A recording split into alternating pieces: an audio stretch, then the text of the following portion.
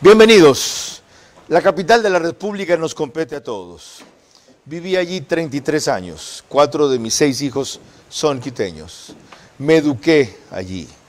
Sobran razones en mi caso personal para amarla y extrañarla entrañablemente. Y en el de muchos de ustedes, para identificarse por múltiples razones, desde las cívicas y lógicas hasta las artísticas y culturales, más las económicas.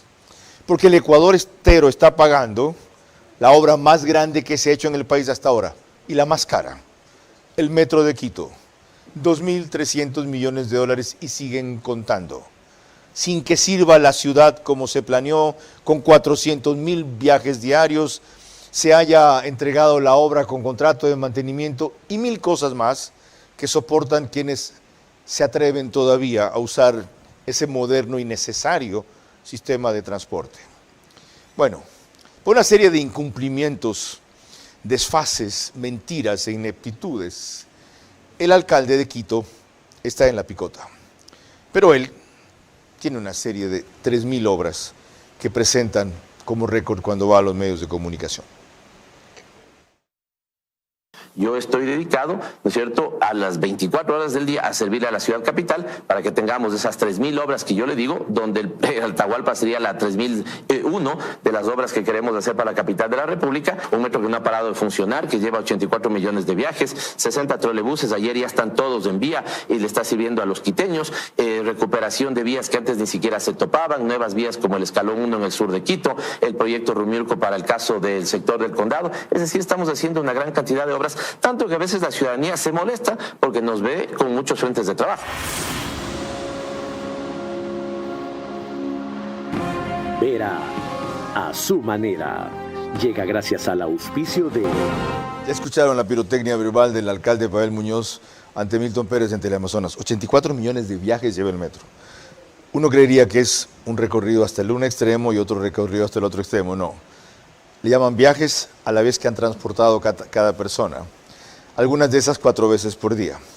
Ya ven de dónde sacan los 84 millones de viajes, versus los 400.000 pasajeros que debía transportar a diario, lo cual no es ciertamente toda la culpa de él. Y lo otro, que como están haciendo muchas obras por todas partes, en Quito no se puede circular por todas partes. Genial. Al ingeniero marroquín no le convenció el asunto y decidió semanas atrás iniciar un proceso de revocatoria. Pavel Muñoz ha ofrecido hacer cosas y no las ha cumplido hasta hoy. Eso como una razón de peso. Ahora, la causal que activó el proceso revocatorio es totalmente diferente. Que eso no tiene nada que ver con las razones que tiene la ciudadanía, que nos ha expresado cada vez que firma y con la satisfacción que firman los formularios. Realmente nos ha sorprendido la reacción de la alcaldía a la iniciativa de la revocatoria, porque ha activado publicidad de obras que no ha hecho, de obras que dice que lo ha hecho. Por ejemplo, deme un caso. Por ejemplo, dice que ha reconstruido la Galo Plaza Lazo. Ya. Pero eso es mentira. ¿Qué más? Bueno, ha hecho de repavimentar la mitad de la avenida, pero los de aledaños están igual de huecos. O sea, el primer beneficiado de su fiscalización pública ha sido el alcalde. Sí, claro. Está activando, se mueve, hace publicidad, ajusta el ritmo, consolida su mayoría. Convoca a los 10 seguidores a la marcha de la semana anterior, de los 2 años. ¿Por qué no hizo? Pues ¿por qué no celebró en el primer año? Si es que vamos a celebrar año por año. La ingenuidad y el entusiasmo del ingeniero marroquín son sorprendentes. Se lo dije cuando estuvo aquí hace un mes. Y lo grave de este proceso revocatorio, que si se maneja bien tendría todas las firmas en 2 semanas, es que nos puede llevar de Guatemala a Guatepeor, porque ya se preocupó Pavel Muñoz de que la sucesora fuera otra correísta si se iba él, y desde luego está en sus planes ser víctima y volver después. Y mientras tanto, más caos para Quito. ¿Cómo enfrentar esa situación?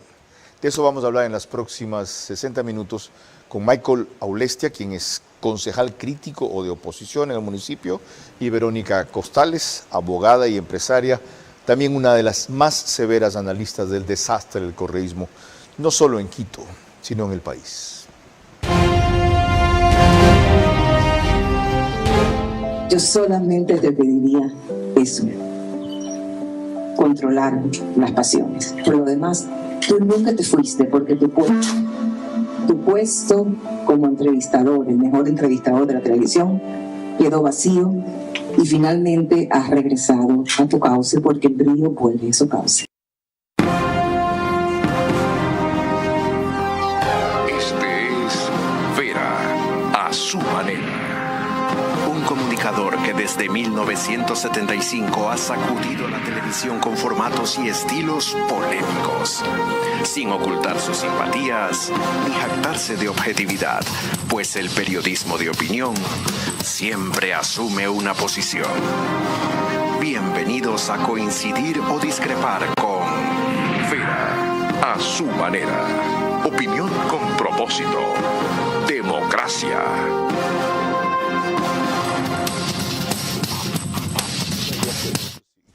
Coincido. Hablando del pasado político de algunos de nosotros.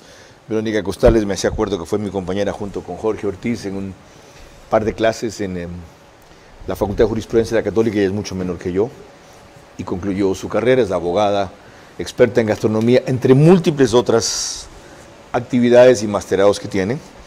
Michael Aulestia formó un movimiento político que se llama Ahora 65, por el cual fue elegido concejal, 30 años todavía sin otra responsabilidad que la política, ni matrimonio ni hijos. Verónica y Michael, bienvenidos. Gracias. Empecemos con su respuesta sobre qué causa el caos de Quito, o Quito no está en caos, pero a punto de caer en él. ¿Cuál de las dos? Bueno, yo creo que sí está en caos, pero en caos y en descomposición social está todo el país. Está toda América Latina, está Europa, está el mundo. Que con respecto a Quito, enfocadamente, Quito era una ciudad que contenía una sociedad poderosa, una clase media poderosa, que se autoconvocaba y hasta votaba presidentes. A Quito le resultó al resto del país y a las élites de varias otras provincias y a los partidos socialismo siglo XXI con sus diferentes nombres de partidos internos, un atentado. Tenían que destruir a Quito, tenían que destruir esa sociedad y no estuvieron hasta lograrlo. Entonces, ahora he visto un cambio y como me encontré con Michael en el avión cuando veníamos, algo compartimos en ese sentido y dijimos, está tomando cuerpo nuevamente el volverse a juntar y volver a tomar fuerza de poquito en poquito. Qué bueno, ¿cuál fue el atentado que produjo esa ruptura de la clase media y del poder político que tenía Quito en verdad? Se juntaban 50.000 personas y echaban abajo un gobierno. ¿Cuál fue ese atentado? Bueno, varios Pero atentados, principalmente. Bueno, mira tú lo de Bucaram, mira tú lo de Lucio Gutiérrez, mira tú todo, hacíamos de todo. ¿Pero qué generó que Quito luego de eso pierda poder político? El socialismo del siglo XXI cuando ingresó Correa como presidente. 10 años de correísmo. Claro. ¿Y esta administración es continuidad de eso? Por supuesto. Si uno de los más grandes emblemas o seres emblemáticos de ese partido se llama Pavel Muñoz, el otro Aquiles Álvarez, la otra Pavón y la otra Marcela. Se llamaba Pavel Muñoz. Yo también creía que por lo menos en el académico era respetable. Usted que está cerca de él, Michael Aulestia, ¿qué tanta responsabilidad tiene el alcalde de Quito en el caos de Quito? Y en verdad Quito es un caos. Estamos en caos, Carlos. Estamos en caos. ¿Cómo se ve el caos? ¿Solo Bueno, por la congestión de tránsito? No, es el caos generalizado en todos los niveles de la ciudad, del municipio, una administración negligente, una administración que ni siquiera a la primera mitad del semestre del 2025 llega al 25% de ejecución presupuestaria en materia de inversión. Reclamamos lo que está afuera, regresamos a ver al gobierno y, por ejemplo, le reclamamos seguridad, Carlos, y la empresa metropolitana de seguridad del municipio de Quito ni siquiera alcanza... Se paga una tasa por eso de paso. Ni siquiera alcanza el 10%. No, él ha dicho que la está utilizando para arreglar los UPC, se llama ahora. Yo soy de la época que le llamaban país. ¿No justifica eso? No justifica, Carlos, no justifica. porque si bien pueden destinar un porcentaje a la rehabilitación de unidades de policía comunitaria, unidades de vigilancia comunitaria, entregar vehículos, motos, esa no es una estrategia de esta administración. ¿Y el causante del caos es Pavel Muñoz? El causante del caos es la falta de liderazgo en Quito, y muy probablemente estos egos que en política conocemos, que conocemos muy bien, y que ha hecho que una papeleta amplísima de la centro derecha permita que el correísmo se haga de la ciudad, se haga de la capital. Bueno, así hemos comenzado con nuestros dos invitados definiendo que en efecto estamos en caos.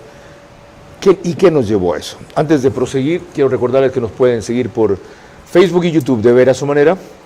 Estamos también en Extreme TV Cable, que es el canal 15 de Vito TV, o 709 si prefieren alta definición. En DirecTV el canal es 194, corresponde a Manavisión. En RTU estamos en las dos cableras que mencioné antes y en todas las demás, en los números que ustedes ven ahora en su pantalla. Gracias a estas alianzas, cerca de 40,000 hogares se conectan cada noche a este programa. 10,000 más se unen por Radio Centro, 101.3 FM en audio y en imagen para sus plataformas digitales. Candela con K, 89.3 FM desde Puerto Viejo para todo Manabí. La Bonita del centro del país en Riobamba, también es 89.3 FM para Chimborazo, Cotopaxi, Tucuragua. Y en Quito, 101.7 FM, Radio Sucesos, líder en información en la capital de la República. Mañana en Radio Sucesos de 8 a 9, Félix Narváez. Y a las 13 horas el debate de Centro Digital, que estuvo terriblemente intenso y en algunos momentos muy desordenado, disculpen.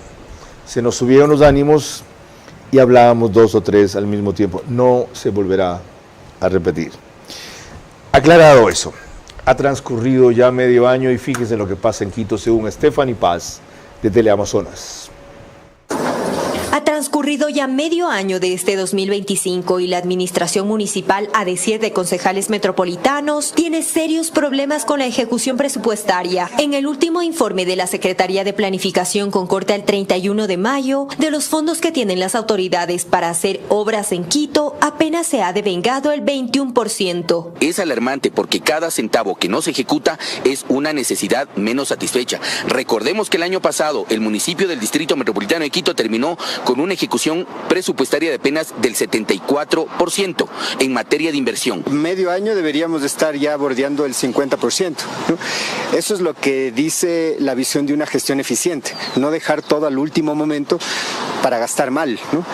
Para generar obras de último momento sin capacidades técnicas reales. Pero a decir de los ediles, lo más preocupante es la situación de las administraciones zonales. En promedio, estas entidades han ejecutado apenas el 6% del presupuesto. Esto quiere decir que aunque cuentan con los fondos para hacer obras en barrios, no las han hecho. Ciertas entidades que tienen resultados catastróficos, administradoras zonales, por ejemplo, la administración zonal del Chocó, la administración zonal de la Delicia, ¿no? Con ejecuciones presupuestarias bajísimas, ¿no? En algunos de los casos no llegan ni al 3% y en el consolidado las administraciones zonales no llegan ni al 10%. Es más alarmante aún cuando hacemos un comparativo. Por ejemplo, Quitumbe, a la misma fecha, el año anterior, en el 2024, tenía una ejecución del 17,53, actualmente está en el 1,30. Ante esta situación, los concejales exigen al alcalde de Quito la salida de los funcionarios que no logran ejecutar el presupuesto. ¿Qué hacen funcionarios que no tienen capacidad para entender las necesidades que tiene Quito? Las necesidades de adoquinado, de asfaltado, las necesidades de casas barriales, las necesidades de juegos infantiles. Lo más lógico es entonces preguntarle al concejal aquí presente que le responde al alcalde, que dijo que no se extrañen, que en la mayoría de organismos y en el municipio hasta la primera mitad del año es así, que luego todo eso sube y terminan casi en 85-90%. Humo, Carlos. Cuando le vendieron al alcalde de Quito como el gran planificador, planificador que no puede ejecutar, lamentablemente por funcionarios negligentes, funcionarios que no conocen de la municipalidad, que no saben cómo atender en administraciones zonales, que no saben atender presupuestos participativos, que no pueden. Él? Todos. ¿Que son nuevos? Absolutamente ¿Que todos. no tienen trayectoria pública? Y tienen trayectoria pública. Muchos de ellos fueron parte del gobierno del Correato en su momento, Carlos. Entonces, ¿por qué son ineptos? Y con un adicional que le voy a colocar, que el alcalde de Quito hace menos de un mes les pide la renuncia a todos sus administradores zonales justamente por esto, por la bajísima ejecución presupuestaria. Por favor, Carlos, si yo estoy al frente de la ciudad, ¿cómo les pido la renuncia si puedo, con todas las facultades, removerlos inmediatamente y poner gente proba que esté al frente de las entidades municipales? Hay ineficiencia. Pregunto, ¿hay también corrupción? Muy probablemente, Carlos. Muy probablemente. Y le voy a decir algo. ¿A usted no le consta nada? Le voy a decir algo. Probablemente porque ahora mismo no tengo las pruebas, porque si tuviese las pruebas estaría en la fiscalía ya denunciando. ¿Sabe cuál es el problema? Que tenemos un sistema de contratación pública que se presta para este tipo de cosas. Y cuando se lanza un proceso al sistema de contratación pública que no lograron acomodarlo, que no lograron probablemente colocar los términos de referencia que ellos querían, se dan de baja. Y ese proceso son 3, 4, 5 meses. ¿Cómo enfrentamos esto? Mira, lo que pasa, Carlos, es que el problema es grave desde todo punto de vista. Si tú tienes una municipalidad con un estado obeso del calibre que tienen, 22.000 empleados, que para poder mover un papel cuando te toca hacer un trámite, te pasan de escritorio en escritorio y tienen que justificar su existencia inventándose otro proceso más. Y crecieron más la nómina de lo que había antes, por si acaso. Sí. Entonces, ¿cómo puedes manejar si tienes que invertir tanto dinero en el estado obeso, en una municipalidad imposible, y además tienes que subvencionar al metro, como tú acertadamente lo dijiste en el comienzo? Entonces significa que la culpa no es del alcalde, que ha heredado un municipio obeso que creció un poquito más, y antes está haciendo mucho. No, es que él es parte de todo lo que viene, porque él es parte del grupo que dañó todas las situaciones en el país. Ok, vamos a obras concretas ahora, también según Stephanie Paz, Teleamazonas. Calles en mal estado y graderíos descuidados son parte de los problemas que tienen los moradores de la Loma Grande en el centro de Quito. No se ha visto ninguna cosa arreglada aquí. Aquí en Antonio Salas hay unas gradas. No hay cómo pasar las personas porque nos da miedo, en especial nosotros que somos mayores. Es puro basura, señorita. A decir de los vecinos, el municipio de la capital, a través de la Administración Zonal Centro, poco o nada ha hecho en intervenciones u obras para este sector. Y esto se refleja incluso en la baja ejecución presupuestaria que reporta el 31 de mayo. Es así que, según el último informe emitido por la Secretaría de Planificación, esta zonal apenas ha gastado el 5.7% de los fondos que tiene para hacer obras en barrios. Yo vivo aquí 50 años en este barrio. Tengo mi casa acá, pero no he visto hasta aquí obras. Lamentablemente no invierten, yo no sé, y después ellos tienen ese déficit ahí. Entonces, ¿de qué estamos hablando? El alcalde de Quito, Pavel Muñoz, explica que generalmente en el primer semestre del año se comprometen los fondos para las obras que se inauguran a finales del mismo. Sin embargo, advierte que se tomarán acciones en las zonales que no tengan los resultados esperados. Ya estamos a mediados de año y el promedio de ejecución presupuestaria de las zonales es de apenas el 6%. Y en el ranking de administraciones que peor ejecución tienen están Quitumbe con el 4.3%, y el Chocó Andino y Calderón con el 5.1%. Lo lamentable es que ninguna supera el 10% de ejecución, mientras en Quito las necesidades son muchas. Vuelvo a concejal para citar otro caso. Maceo tomó hace más de un mes la recolección de basura y es quizá peor que lo que había antes. ¿Por qué se llegó a ese extremo y cómo se puede solventar? Porque deben estar buscando, Carlos, a quién entregar ese contrato. El día de hoy ha sido público que el gerente de Maceo ha puesto la renuncia, justamente por los cuestionamientos que el Consejo Metropolitano ha hecho. Hemos visto imágenes, no solo en los medios de comunicación, sino también en las redes sociales, cómo están recolectando la basura en camionetas, en esquinas de la ciudad de Quito, acumulada la basura, sin ningún tipo de experiencia. ¿A quién entregar ese contrato significa que no va a haber concurso, licitación? Veamos qué es lo que van a hacer. Cuando ¿son capaces de hacer eso? Decirles, dada la emergencia, etcétera, esto nos parece idóneo, aquí hay 5 ofertas, escogemos esta sin comparar. Es que yo no me explico la forma, Carlos, de declarar terminado un contrato si no se tiene una planificación previa, si no se tiene el conocimiento por parte de la empresa Maceo para la recolección de basura. Ahora, lo otro me parece hecho a la carta. Verónica, usted decía con claridad Ese es el sello del socialismo del siglo XXI.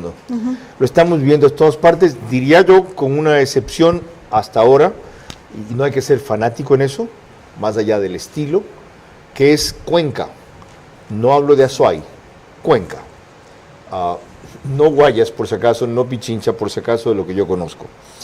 ¿Por qué Quito cayó otra vez en escoger al socialismo del siglo XXI, después de lo que vieron con Barrera, después de su aliado Yunda? ¿Por qué? Bueno, yo siempre insistiré en algo que es muy doloroso, y el otro día conversaba con el doctor Hernán Pérez Luz sobre este tema, que los poderes del Estado ecuatoriano han sido cooptados por los diferentes carteles.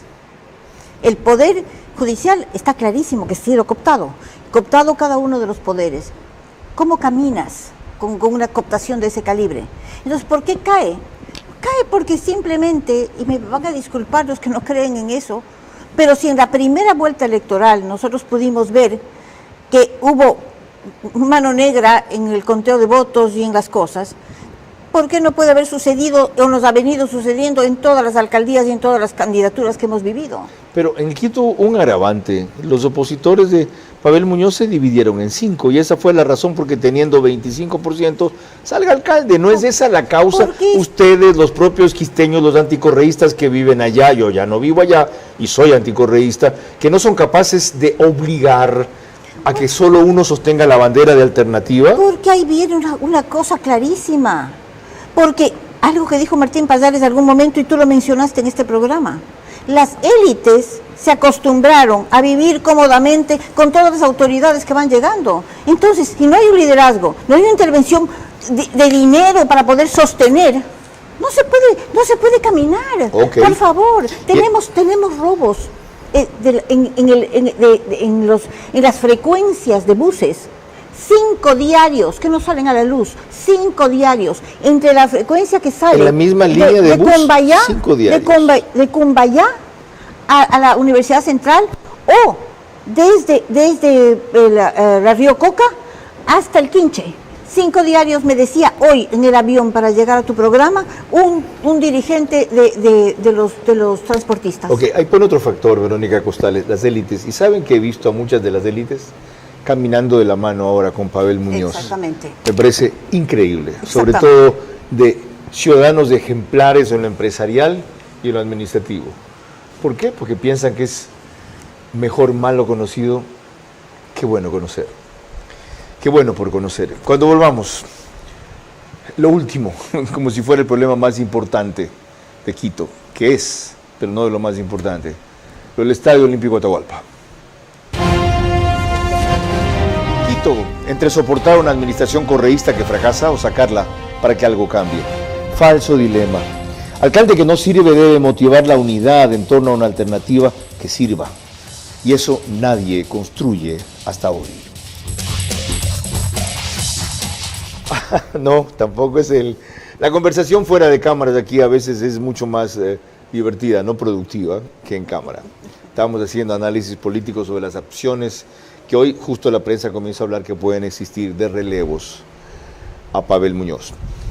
Volviendo al tema, les recuerdo primero que el reprise del programa es por OnePlus, canal 14, el mismo número en las 3 cableras que lo reproducen, CNT, Extreme TV Cable, Claro TV, en Zapping somos canal 41, solo que el reprise es al día siguiente, 6 de la mañana, en un horario mucho más cómodo para varios de ustedes. En cuanto al periódico digital Ecuador en Vivo, reproduce un resumen en su portal principal y página de noticias, que no me dé hipo, por favor, apenas concluye el espacio. Vamos a lo del Estadio Olímpico Atahualpa, según esta reseña que hace Natalie Jiménez, de Teleamazonas. Un juez de la Unidad Anticorrupción dictó una medida cautelar para que el municipio suspenda el registro como propietario del Estadio Olímpico Atahualpa. La resolución fue emitida horas antes de que el ministro de Deporte mantuviera una reunión con el alcalde de Quito. Esa acción la pone Concentración Deportiva de Pichincha, no la pone el Ministerio del Deporte. Me parece que hay una audiencia el día viernes, hay una medida cautelar que también nosotros esperamos que se pueda cumplir, y después de eso pues tendremos que conversar porque hay que ver qué es lo que resuelve resuelve la autoridad competente. Tras la reunión, el alcalde no dio declaraciones. Sin embargo, en un comunicado hizo énfasis en que el estadio ya fue inscrito en el registro de la propiedad el pasado jueves y que al ser parte del patrimonio de la ciudad, dicha acción de protección no tiene cabida. Con 14 votos fue aprobado en el Consejo Metropolitano, por lo tanto el predio ya jurídicamente no hay nada que conversar ahí, el predio ya es de propiedad municipal.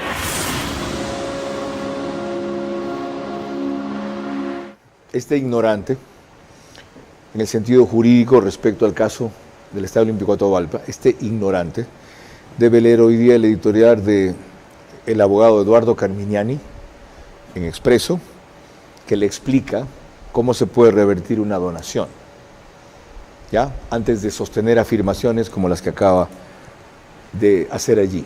En un lenguaje mucho más diplomático, dice Eduardo Carminiani, solo una grosera falta de comprensión lectora pudiera entonces hacer concluir que, pese a que el código sin rodeos manda a que el derecho del donante se ejerza vía una acción rescisoria, no se requería llevar el caso a los jueces. Pero no se trata en verdad de eso. En el paisito de los hechos consumados, cada quien cree que puede jugar al braveo, y ese fue el camino del municipio de Quito. Más allá de aquello, ¿por qué hace esto el alcalde Verónica Costales? A ver, primero comencemos que está tratando al Estadio Olímpico como si fuera un comodato, sin darse cuenta que es una donación. Y dentro de las donaciones legalmente existen aquellas que tú puedes, que son sujetos de revocatoria bajo un tiempo que dice la ley o dice el contrato de donación, digamos la escritura de donación, o que no son reversibles. Pero el contrato dice que el municipio entregaba el Estadio Olímpico y que si durante 10 años nadie protestaba, ya no podía ser reversible. Bueno, de periodos de 10 años, de 1966 a la fecha han pasado varios, o sea que no sé de qué está hablando el señor. Okay. Y mucho peor creer que porque inscribe primero ganó. Eso desde el lado jurídico, desde el lado político, Michael Aulestia, ¿qué hay atrás de esto? ¿Por qué esto en este momento? El efecto probablemente revocatorio, Carlos. Es la boya salvavidas. Claro. No es la primera vez que el correísmo ha utilizado al Estadio Olímpico Atahualpa como una boya para tratar de salvarse cuando están en problemas. Hace 15 días atrás veíamos cómo convocó a este espacio en donde lo llamaron 2 años de obras. Esto no lo hubiese hecho si no era por el efecto revocatorio. Regresa a ver al Estadio Olímpico y este apuro, ¿no? El apuro, en 3 días levanto el proceso, en 3 días llamo a sesión de consejo, se olvidan los pasos que ha comentado Verónica y la editorial es clarísima. Clarísimo. Yo voté en contra y advertí, Carlos, en sesión de consejo. Quiere aparecer ahora como el recuperador de un ícono de Quito, después de que se han trapeado allí. Ok, aquí viene el alcalde que va a reconstruir el estadio y devolverle a su verdadera finalidad. Y este proceso tiene un nombre, se llama confiscación. Ese es el proceso que hicieron en el Estadio Olímpico Atahualpa. Yo le he leído, Carlos, a usted. ¿Confiscación? Sí, claro. Porque ¿de cuándo acá una propiedad privada, un bien privado, por una simple resolución de Consejo Metropolitano, por más metropolitano que sea, le puede quitar por la propiedad? ¿Por lo tanto es ilegal? Por supuesto que es ilegal. Esto nos lleva a la revocatoria que acaba de mencionar Michael Aulestia. Al volver, verán por qué. Quito entre soportar una administración correísta que fracasa o sacarla para que algo cambie. Falso dilema. Alcalde que no sirve debe motivar la unidad en torno a una alternativa que sirva. Y eso nadie construye hasta hoy. Bueno, les recuerdo que gracias a Macro Digital nos ven en los Estados Unidos con una gran cantidad de suscriptores ecuatorianos, entre 12,000 y 15,000 hogares más. A los que mencioné antes nos ponen también en España por Hispasat y en varias jurisdicciones del Ecuador, como Loja, Santa Elena, Santo Domingo de los Áchilas, Cumbayá. Por supuesto, entonces, Pichincha y Galápagos. Nada mejor que un arquitecto para darnos una perspectiva de urbanista. Bienvenido, Esteban Najas. ¿A qué se debe el caos en Quito Y a corto plazo, ¿cómo se lo puede enfrentar? Gracias, Carlos. Bueno, el tema de Quito es una especie de tablero desordenado que es producto de una ausencia de liderazgo que ya lleva muchísimos años, de una intermitencia también política que nos ha perjudicado precisamente a los ciudadanos. Más allá de lo que uno a diario percibe, yo creo que hay que pensar a largo plazo que cosas como las del Estadio Olímpico o como la contaminación visual de la ciudad no sean utilizadas como piezas, como peones de un tablero político, sino como herramientas para las cuales hay que hacerse las preguntas correctas. Y las preguntas correctas son siempre aquellas que buscan el mayor bienestar de los ciudadanos. En este caso, yo creo que si bien el municipio o la Agencia de Control Metropolitana tienen dificultades operativas, sí está en capacidad de intervenir en ciertas cosas como las del estadio o la contaminación visual que tiene la ciudad, y especialmente en la informalidad de la construcción.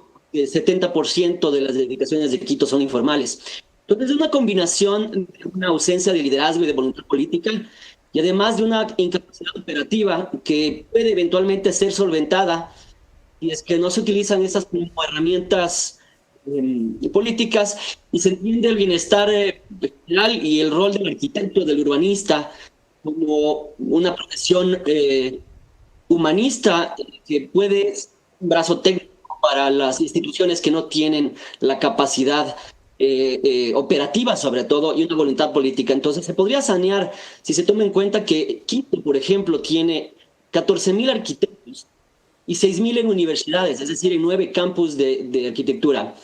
Quiere decir que el Ecuador, en este caso Quito, tiene un arquitecto por cada 130 habitantes aproximadamente, incluido bebés y personas de la tercera edad.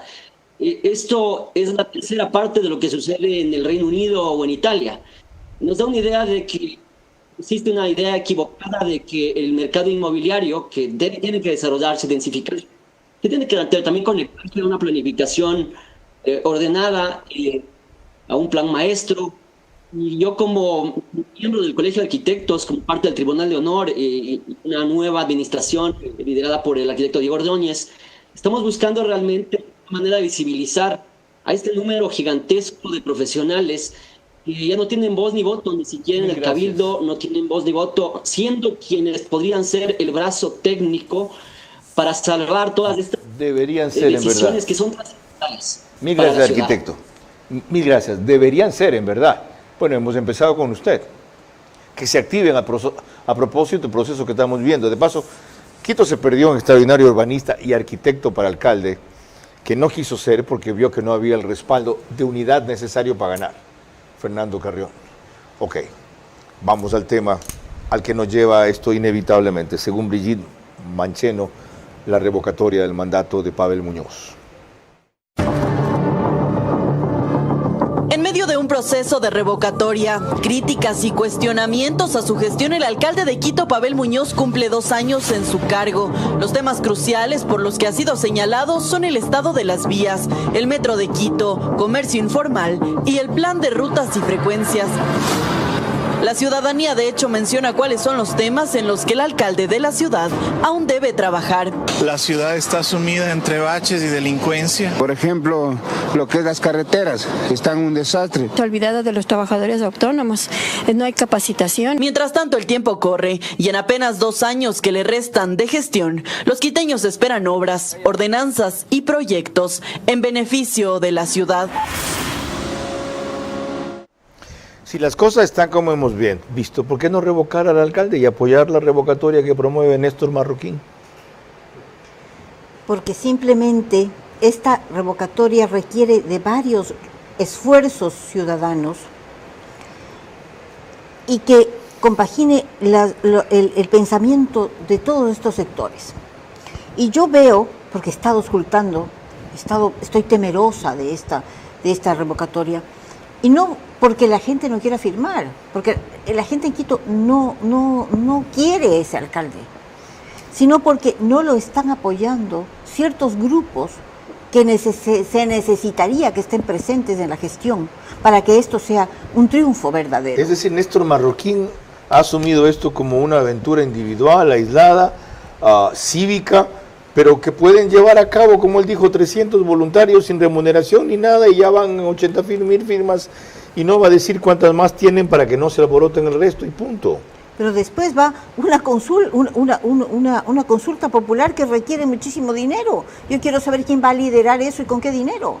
Entonces, si no vamos a tener ese refuerzo, bueno, saldría fortalecido el que menos se merece. Ahora, Michael Olestia, si se hace bien la recolección de firmas y se toma en cuenta que la aprobación de Pavel Muñoz andaba por 30-35%, al margen de eso, si se toma la temperatura del habitante de Quito, es indudable que las firmas se pueden reunir y que en la votación la revocatoria se puede ganar. ¿Comparte el miedo de Verónica? Completamente, Carlos. Me parece que los promotores de la revocatoria de mandato no hicieron los escenarios que debían hacerlo responsablemente cuando lo plantearon. Mire usted que recientemente acaban de presentar 5.000 firmas al Consejo Nacional Electoral y ahora se anuncia que estarían llegando ya el 80%. Si tenemos 6 meses para la recolección de firmas, ¿por qué no han presentado todas de una vez para que el Consejo Nacional las valide y, de ser el caso, aceleren la marcha? Le pregunté eso aquí cuando vino y dijo que esto es un tanteo para desde ya ir viendo qué porcentaje de firmas le están echando abajo, ya sea por intención de ellos o por fallas en la recolección, y según eso ver cómo se calibran para presentar el total. Sí.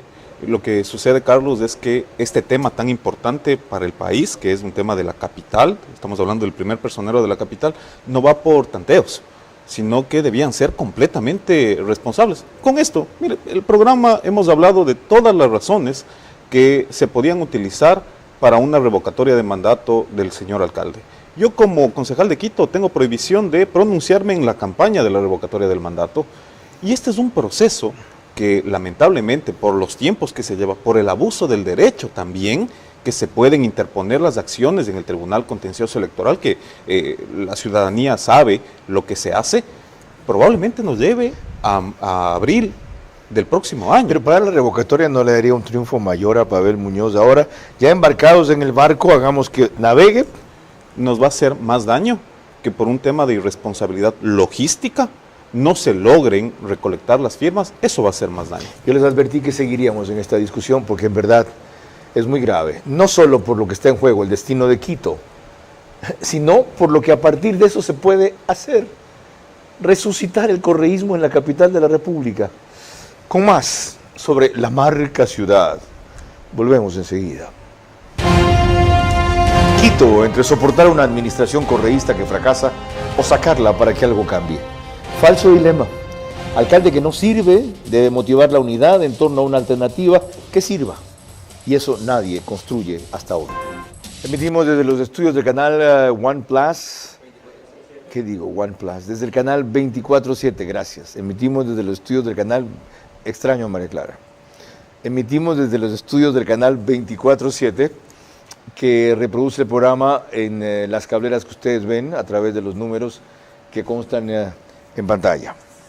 Y me apremia el tiempo, por lo cual paso enseguida a el último elemento novedoso de la administración del alcalde de Quito, la marca ciudad. Carlos Luis Carrillo de Coavisa reseñó así el tema en este reportaje.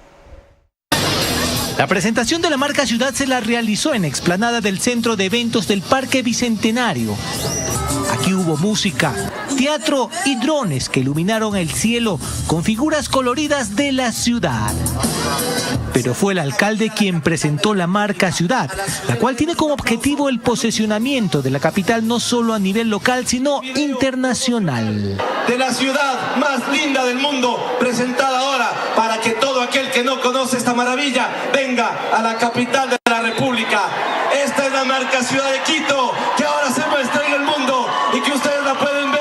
La marca ciudad se creó a partir de la participación de los miles de quiteños, la cual consiguió el récord Guinness. Y gracias a todo este trabajo es que hemos llegado a darle como a a conseguir en una suerte de resumen de lo que se ha expuesto es la marca el día de hoy. Esta marca ciudad sirve para dos cosas importantes. Uno, para rescatar el sentido de pertenencia, de sentirnos quiteños, de amar a Quito, y la otra es para vender a la ciudad en el mundo, ¿no? La construcción de la marca nos ha costado alrededor de $60,000, más este evento nosotros ni siquiera nos pasaríamos de los $200,000. Para los asistentes, en su mayoría jóvenes, esperan que con este logo la ciudad se refleje al mundo.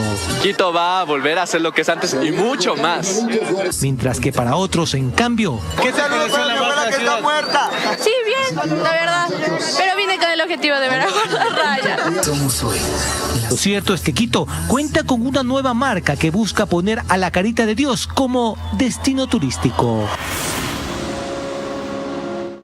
Antes de volver con mis invitados en el estudio, Verónica Costales y Michael Aulestia, consulto sobre esto a Fabricio Villamar, que fue concejal de Quito. Adelante, Fabricio.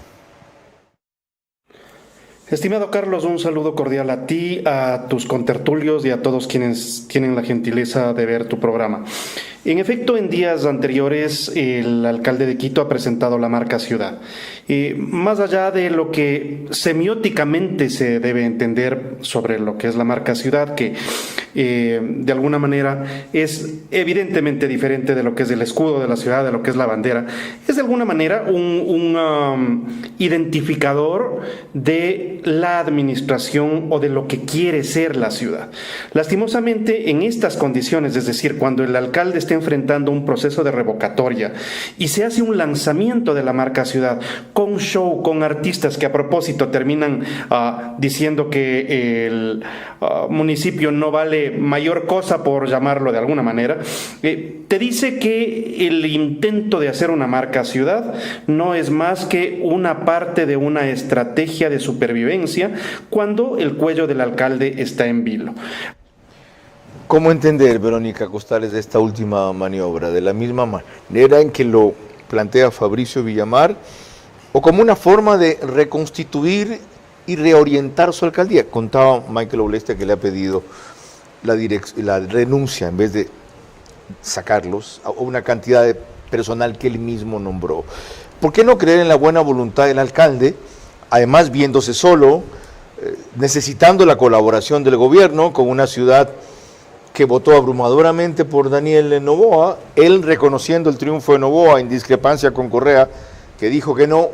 ¿Por qué no apostarle a su rectificación, a su corrección política? Porque lamentablemente siempre los correístas intentan buscarse símbolos para sobrevivir. Lo hizo la Pavón en algún momento con una estatua que costó más de $1 millón. Ahora él con una marca de la ciudad que cuesta $60,000 y que parece un dibujo, discúlpame, de primer grado, mal hecho, que puede ser que a algún centennial le guste o algún millennial por ahí, pero que en realidad no fue ni socializada, que cambia un escudo de la ciudad de Quito como él quiere, que cambia el himno a Quito como él quiere, y no respeta el patriotismo, los símbolos del amor patrio, el corazón patrio, nada. Aquí se toman la bandera para dictatorialmente acabar con los símbolos de una ciudad. Esa es la forma de acabar con la historia de un pueblo. La pregunta, en cambio, ahí es ¿por qué los quiteños permiten esa burla?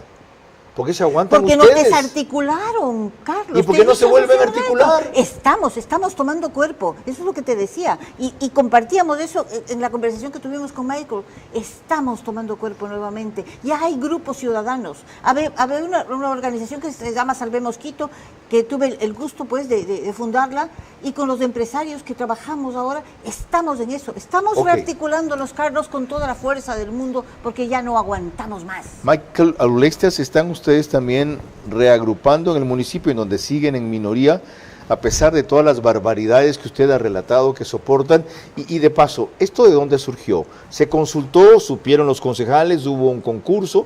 ¿Participaron de alguna manera? El Consejo Metropolitano no ha conocido ninguna marca ciudad. Y vamos un poco más allá, Carlos. ¿Para qué una marca ciudad? Relataba Verónica hace un momento que se hacen de los símbolos, nos han ido quitando identidad conforme pasa el tiempo. Pasó con el himno a Quito. Yo sí creo que es necesaria una marca Ciudad Carlos, no necesariamente esta. Lo que no creo es que llega una administración y te cambia el logo, te cambia los logos de la administración, varias cosas, los símbolos. Pero en definitiva, Carlos, también nos estamos reagrupando desde el Consejo Metropolitano, también hay ciudadanos preocupados por Quito, y es el reflejo probablemente de esta falta de liderazgos que hablábamos al principio, que los ciudadanos tienen que tomar de alguna forma las riendas de lo que debería ser el liderazgo político en la ciudad. Cuando vemos estos procesos... Los ciudadanos no, ustedes. ¿Dónde está usted? ¿Dónde está Bernardo Abad? ¿Dónde está Wilson Merino para aconsejar 3 concejales valiosos? ¿Dónde están? Usted me pregunta dónde estamos, yo le respondo dando batalla, fiscalizando. Estamos colocando... Adentro sí, estamos, ¿y fuera? Bueno, también, estamos colocando los temas de debate en la opinión pública. Bueno, los han colocado aquí esta noche con un aporte extraordinario. Con mi comentario final y mi agradecimiento a los panelistas, vuelvo.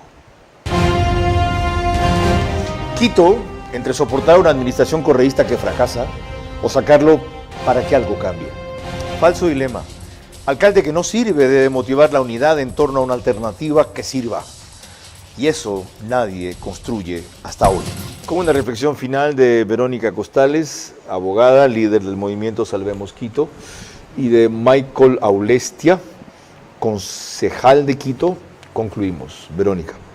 Bueno, primero agradecerte por la invitación, ha sido un gusto compartir con Michael, y sobre todo decirte que yo estoy convencida de que la ciudadanía quiteña va a reaccionar, porque a Quito solo lo salva Quito. Michael. De mi lado, Carlos, el centro político debe recuperar a la capital del Ecuador, al centro político del país, y en eso debemos organizarnos. Mil gracias a ustedes. Las opciones para Quito han quedado muy claras. De quienes viven allá dependen activarlas. Yo dije recientemente que me apenaba no estar allí ya después de 33 años, por distintas circunstancias, principalmente familiares y profesionales, pero que no dejaba de preocuparme de mi capital, de nuestra capital y de su destino, por todo lo que representa, lo que comenzó a liderar y desgraciadamente también lo que ha perdido.